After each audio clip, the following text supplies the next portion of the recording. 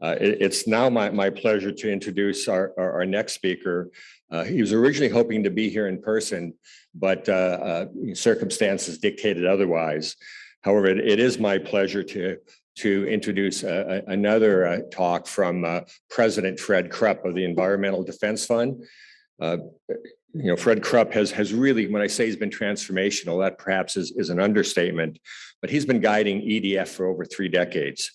He's seen it grow from a small nonprofit into arguably one of the world's most influential environmental organizations, perhaps the most influential, with more than 750 employees spread around the globe.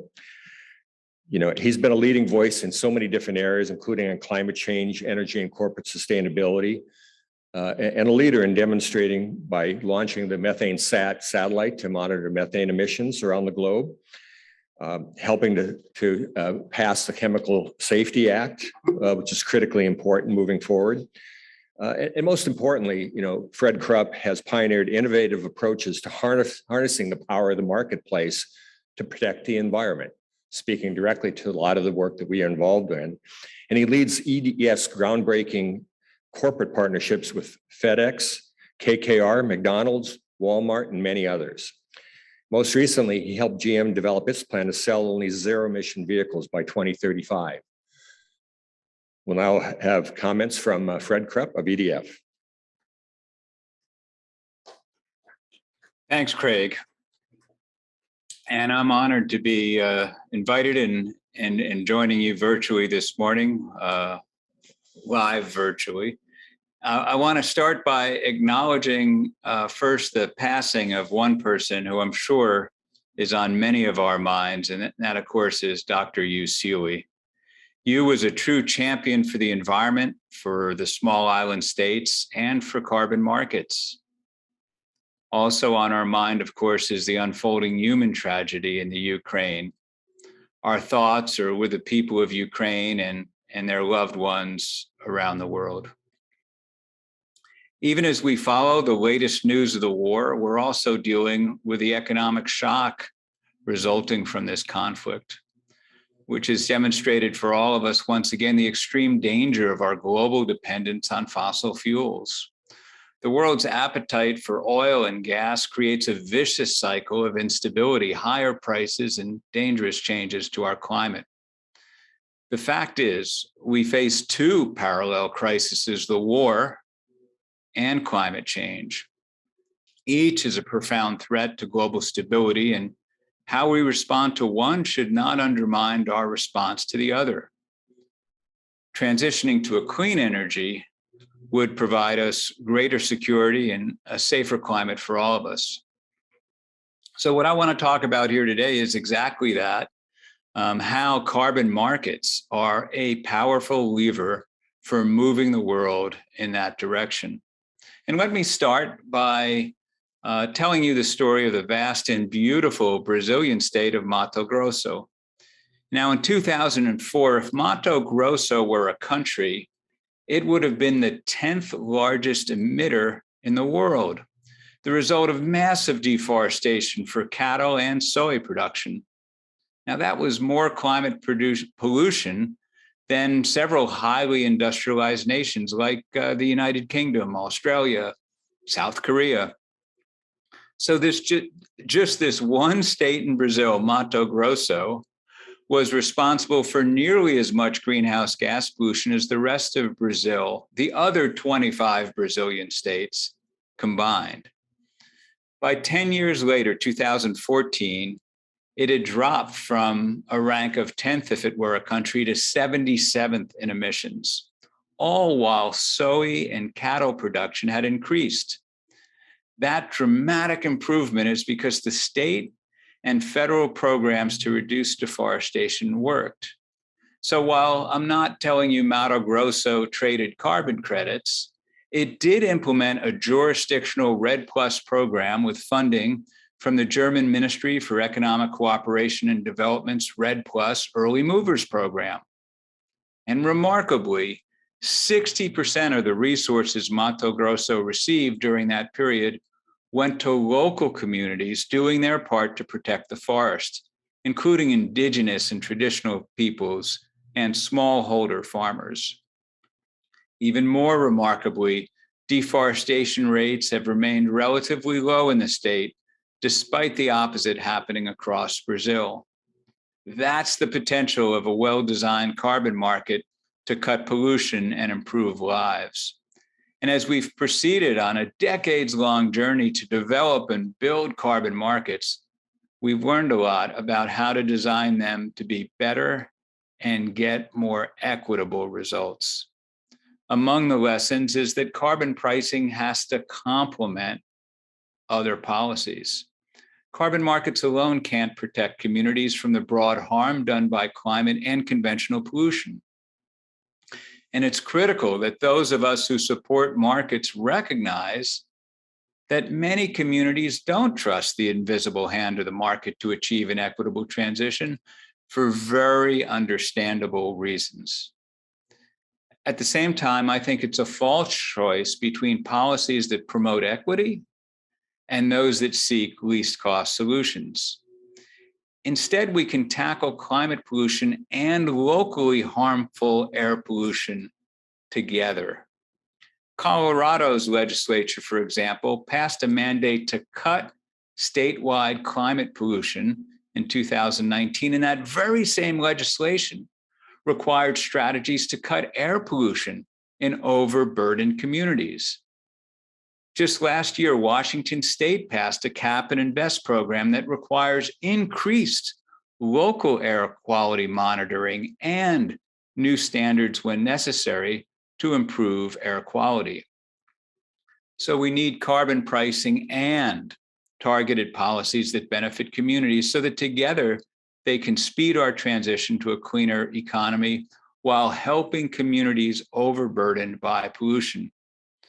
The truth is, despite the legitimate concerns, when we deploy carbon pricing, we can cut climate pollution quickly and cheaply and unlock more ambitious action. Carbon markets and pricing can ensure that low-cost reduction opportunities don't fall through the cracks. After all, we lower the cost of achieving a climate objectives. When we do lower that cost, consistent with achieving greater equity, we can achieve greater reductions with wider public support. We can see the potential of carbon markets by looking at what they're starting to achieve with other well-designed programs. Look at the EU. It reduced its greenhouse gas emissions by 23% between 1990 and 2018, while the European economy grew by 61%. And the EU ETS is the cornerstone policy for achieving these reductions. Meanwhile, in the United States, emissions have increased by 2% since 1990, peaking in 2005 with a 12% reduction since. Now let's look at the example of the LEAF Coalition, which has mobilized $1 billion of voluntary payments to protect tropical forests. LEAF, which stands for Lowering Emissions by Accelerating Forest Finance, has a goal of halting deforestation by financing large-scale tropical forest protection. LEAF companies are complementing, not replacing, their efforts to reduce their own supply chain emissions. The LEAF model draws on more than 2 decades of experience working with indigenous peoples and forest communities. And LEAF investments are designed to meet robust social safeguards and provide benefits for communities preventing deforestation. Now, this $1 billion is a mere drop in the bucket of what will happen when this scales up. Demonstrating proof of concept in early LEAF jurisdictions will unlock huge amounts of funding in results-based finance. Let's say we prevent 2.5 gigatons per year of carbon dioxide emissions from destruction of tropical forests, less than half of what they're emitting. Even if we do just that half prevention, avoided deforestation, avoided emissions, that could easily amount to $25 billion a year or more. This scale of carbon market financing can improve land tenure and expand sustainable agricultural programs that improve the lives of smallholder farmers while keeping forests intact. and can generate jobs and sustainable income for indigenous and local forest communities. It can even help forest communities better protect themselves against COVID and other pandemics, as the Red Plus program in Mato Grosso has already done. In short, carbon markets can leverage the new practices needed to help stem the tide of deforestation across the global tropics. Imagine how much good we can do if we scale up programs like this, how much investment we can drive to deserving communities, how much forest we can preserve, how much climate pollution we can cut. Aviation is another example of a major source of climate pollution that markets are beginning to help us crack. Demand for air travel is expected to skyrocket in coming decades, with more than 30,000 new large aircraft taking to the sky. Emissions from aviation are currently responsible for roughly 2% of global greenhouse gas pollution, but those emissions are expected to double or triple by mid-century in the absence of effective policies to limit them. For anyone who flies more than a few times a year, especially internationally, air travel is your single largest contributor to your carbon footprint. In 2016, after 2 decades of inaction, all of the world's airlines and most of the world's government agreed to cap carbon dioxide emissions from international flights starting in 2021. The Carbon Offsetting and Reduction Scheme for International Aviation, CORSIA, is designed to limit a fast-growing source of global emissions and spur greater ambition in the aviation sector. More broadly, CORSIA has the potential to catalyze a global carbon market that aligns economic incentives with low carbon growth, rewards countries that steward their lands and forests, and helps put the world on a path to a more stable climate. A successful CORSIA will keep an estimated 2 to 3 billion tons of carbon pollution out of the atmosphere. Imagine what we can do if we ramp up action and deploy carbon markets and other hard-to-solve sources of emissions. Indeed, multiple studies show that a global carbon market, one that includes forests, could nearly double the emissions reductions compared to those current national targets, commitments that have been subscribed to under the Paris Agreement, at no added cost.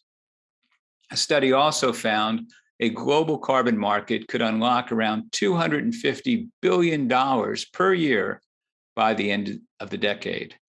Now, where you are in California, the Yurok tribe has joined the fight against climate change. Through California's cap and trade market, the tribe has sold credits for the carbon that's sequestered by forests they've bought from a timber company. They've invested the revenue in sustainable forest management practices and used it to purchase additional ancestral land. With revenue from carbon credit sales, they've also been able to purchase back the largest collection of Yurok items held in private hands, including baskets and important ceremonial and prayer items, bringing important pieces of tribal culture back to the community. With the next round of projects, the Yurok hope to purchase back an additional 1.5 million acres of ancestral land. Carbon credit sales are one of their few sources of unrestricted revenue and are supporting the Yurok's traditional stewardship of natural resources. More broadly, of course, California has been an international leader in climate policy. And unsurprisingly, the state has some incredible carbon market stories to tell and some lessons we need to learn. The state has made climate investments from carbon market revenues that are the equivalent of taking 14 million cars off the road and cutting 66,000 tons of conventional pollution. All this while adding 170,000 jobs supported by climate investment funds. The LA Times recently brought us all the story of Ray Leon from Huron, California, who has seen his largely migrant agricultural community equipped with a fleet of electric vehicles that provide free green rides all over Fresno County, largely made possible by revenue from the state's carbon market. It's a small example, but it shows the potential for this revenue to help communities. Many of these benefits are thanks to the vision of people like environmental justice advocate Vien Trong, who would go on to win the White House Climate and Equity Award. But we should also recognize that for many environmental justice groups, those policies were a late addition to the process. We can and must do better about making them partner in the initial design of markets. There are also exciting possibilities across the country to incentivize farmers to reduce agricultural methane pollution from livestock, which is responsible for a third of all human-caused methane emissions globally, larger than even oil and gas. But in doing so, we need to address the air and water pollution that often disproportionately harms low wealth and communities of color. So getting markets right is the challenge before all of us. And I am optimistic we'll rise to it. But how? We need markets that are well-designed and guided by strong standards. That means all markets must include elements to protect equity and justice for those most affected by climate change. I cannot emphasize that enough. We will fail politically, and we will fail morally if we do not truly listen to the voices of those who rightly point out what happens when we get markets wrong. We need to recognize that markets or pricing alone cannot guarantee that costs and benefits are distributed equitably.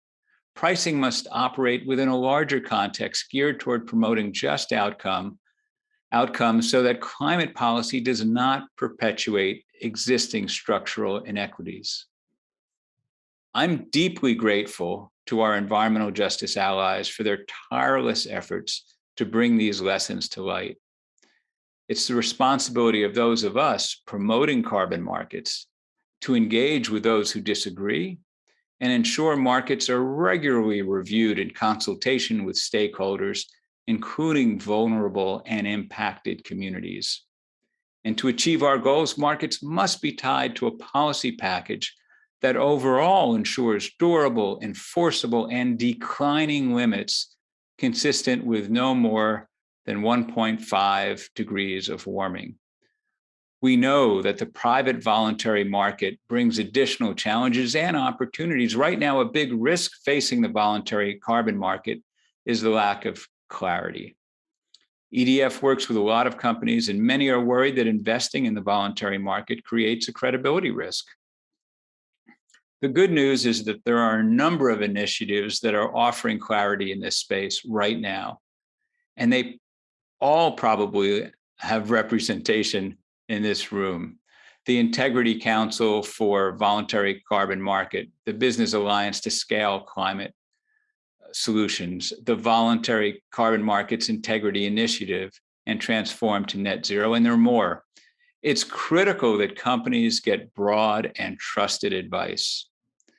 Today, more than 45 countries in have various forms of carbon pricing. They cover more than 20% of global greenhouse gas emissions. We think that can be scaled up dramatically by 2030. Last year, China opened the largest carbon market in the world. It already covers more than 2,000 power plants, about 40% of China's total carbon emissions. EDF is working to chart a pathway to increased ambition for the power sector in China and to help expand that market to include aluminum production, cement, steel, and petrochemicals. We're also supporting the European Union in improving and building on its carbon market. And in the US, EDF will leverage momentum in individual states to make the case for carbon pricing nationally. On top of that, we're working to ensure the voluntary market contributes to climate action in a high integrity way. With concerted efforts, carbon markets could ratchet up global ambition and secure billions of tons of additional emissions reductions. In fact, getting the market right just for aviation will cut 10 times more carbon pollution by the middle of the coming decade than it's produced annually by all US households. all of which will help us realize the full promise of Paris. Because we know that to get there, we need every tool in the toolbox. Markets, I believe, can speed our transition to a safer climate for everyone. And that is, in the end, the goal we all share. Thank you very much.